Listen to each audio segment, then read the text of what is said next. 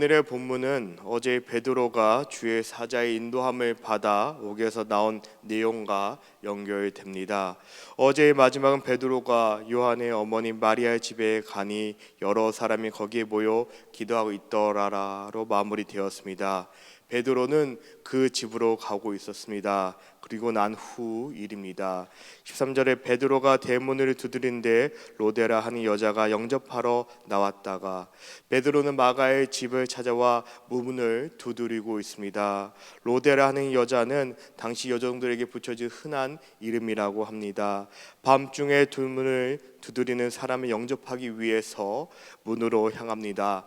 문에 가까이 가니 베드로의 목소리가 들렸을 것입니다. 그 여자는 베드로의 음성인 줄 알았다고 합니다. 누군가의 목소리만으로 그를 알아볼 수 있는 것은 그만큼 베드로가 그 집에 자주 모였다는 사실을 알 수 있습니다. 로데가 얼마나 기뻤는지 문을 열고 베드로를 들여오게 하는 것을 잊어버릴 정도로 기뻐하였습니다.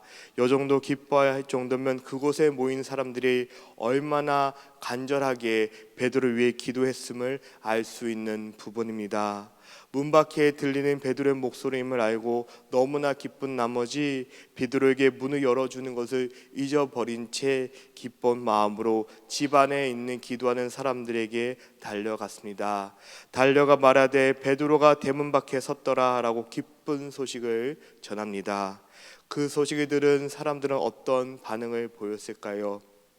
15절 그들이 말하되 내가 미쳤다 하니 여자인이 힘써 말하되 참말이라 하니 그들이 말하되 그러면 그의 천사라 하더라. 사람들은 여자가 미쳤다라고 반응합니다. 그녀가 정말로 미쳤다고 이해하기보다는 그녀가 말한 것처럼 베드로가 왔을 리 없다는 부정의 표현이라고 알 수 있습니다. 그들은 지금 베드로를 위해서 간절히 하나님께 기도하고 있었습니다. 하지만 그들은 설마 그날 밤에 베드로가 갑작스럽게 나타나리라고는 예상하지 못했습니다. 따라서 그들이 베드로가 왔다고 하는 여자의 말을 믿지 않고 있었습니다. 그들이 믿지 않았다는 것은 그들이 불신앙 때문이 아니라 그만큼 불가능한 상황이라는 것을 알 수 있습니다.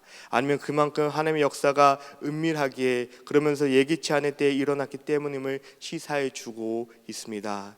여전히 문 밖에 있는 베드로는 계속해서 문을 두드리고 있습니다. 문 밖에 있는 베드로는 자신에게 일어난 하나님의 놀라운 능력의 역사하심을 빨리 전하고 싶었을 것입니다. 또한 걱정과 염려 가운데 있는 성도들에게 자신의 무사함을 보여주어 안심시키고 싶은 마음으로 가득하였을 것 같습니다. 그런 마음에 베드로는 계속해서 문을 두드립니다. 그들이 문을 열어줍니다. 눈앞에 베드로가 있는 것을 보고 놀랍니다. 그 놀라면 여러 가지 감정이 있었습니다. 손끝 하나 다치지 않고 온전히 살아 돌아오시리라고 미처 기대하지 못한 베드로의 온전한 모습, 그렇게 단호한 헤로데에게서 벗어난 상황이 너무나도 놀랐을 것 같습니다. 베드로의 출현에 놀란 성도들은 놀람과 기쁨과 흥분을 감추지 못합니다. 그들이 얼마나 기뻤는지 베드로는 그들에게 손짓하며 조용히 하라고 진정시킵니다. 진정된 그들에게 베드로는 17절에 주께서 자기를 이끌어 옥에서 나오게 하던 일을 말하고 자기에게 일어난 일을 나눕니다. 간증을 하고 있습니다. 베드로가 그것에 없던 야고보와 형제들에게 자신의 간증을 전하라고 말하고 있는 부분입니다. 베드로가 자신에게 일어난 일을 나누라는 것은 상식적으로는 믿을 수 없는 일입니다. 그 일을 나누라고 하는 것입니다. 헤롯의 왕으로부터 핍박을 받고 있는 가운데 그에게 일어난 일이 얼만큼 큰 위로와 됨으로써 큰 힘이 되었을까요? 베드로는 그들에게 우리가 믿는 하나님의 어떤 분이심을 잊지 말라는 뜻을 나누라는 의미를 전하고 있습니다. 두려워하지 말라고, 하나님께서 지켜주신다고 그 기쁜 소식이 전하라고 말과 함께 베드로는 다른 곳으로 갑니다. 어디로 갔는지는 모릅니다. 아마도 자신을 구원하신 하나님을 다른 곳에 있는 믿음의 사람들에게 전파하기 위해서 가지 않았나 싶습니다. 18절에 날이 새매 군인들이 베드로가 어떻게 되었는지 알지 못하여 적지 않게 소동하니 베드로가 사라졌고 감옥이 비어 있습니다. 베드로를 찾기 위해서 수색 작전이 벌어졌지만 베드로는 찾지 못하였습니다. 헤롯은 경비를 세웠던 군인들을 처형합니다. 이제 본문은 갑작스럽게 헤롯이 사망된 부분을 기록하고 있습니다. 헤롯은 두루와 사돈 사람들에게 크게 화가 나 있는 상황입니다. 하지만 분명한 것은 두루와 사돈 사람들은 왕에게 잘 보여야 하는 것입니다. 그들은 설득하여 화목하기를 원합니다. 헤롯이 선택한 날에 왕복을 입고 그들 앞에서 연설을 합니다.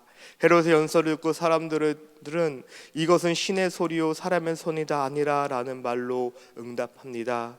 헤롯에게 잘 보이기 위한 사람들의 아첨이고 아부입니다.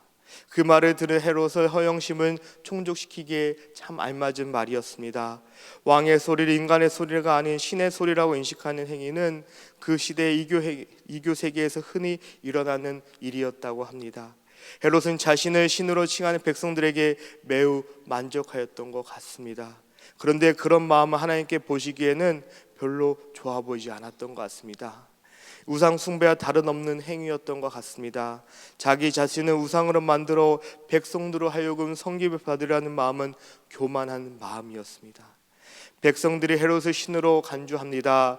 헤롯은 그걸 부인하지 않았습니다. 그 결과 주의 사자가 곧 친히 벌레에게 먹혀 죽으리라 라고 말하고 있습니다. 하나님께 영광을 돌리지 않고 자신이 하나님의 행세를 하여 영광을 가로챈 헤롯은 심판을 피할 수 없게 되었습니다. 곧 친히는 하나님께서 그를 즉시 심판하였음을 말하고 있습니다. 믿음의 사람들을 핍박한 헤롯이 죽은 이후에 24절에 하나님의 말씀은 흥왕하여 더하더라 라고 말합니다. 복음이 더욱더 널리 전파되었음을 나타내어 주는 표현입니다. 이처럼 혹독한 핍박 가운데 환난 가운데 굴하지 않고 하나님의 말씀에 기초한 믿음의 사람들을 하나님의 말씀이 흥황한 것은 그 누구도 막을 수 없는 하나님의 뜻이고 섭리라는 것을 누가는 말하고 있는 것입니다. 이제 본문을 교회를 박해하던 헤롯의 죽음으로써 교회가 더욱더 부흥하게 된 사실을 살펴보고 있습니다. 이제 본문은 앞절 12장의 마지막 부분에 이어서 25절에 바나바와 사울이 부주한 일을 마치고 마가라 하는 요한을 데리고 예루살렘에 돌아오니라.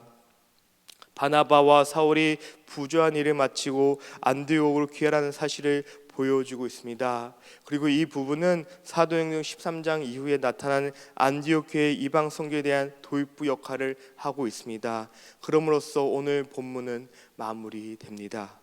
오늘 본문에서는 기도 응답을 받는 무리들과 그리고 교만한 사람의 결과를 비교할 수 있습니다.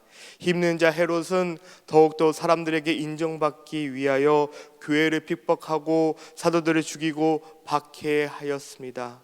분명히 그를 따르는 사람들은 있었습니다. 그는 신의 소리라고 아부하여 쫓았던 자들도 있었습니다. 당대에 그를 감당할 수 있는 자는 없었습니다. 하지만 주의 사자가 헤롯을 쳐서 벌레로 인해서 죽게 되었습니다. 그에 반해 하나님의 구원을 간절히 기도했던 사람들이 있었습니다. 연약한 자들이었습니다. 아무 권세도 힘도 없는 자들이었습니다. 하지만 그들은 기도하였습니다.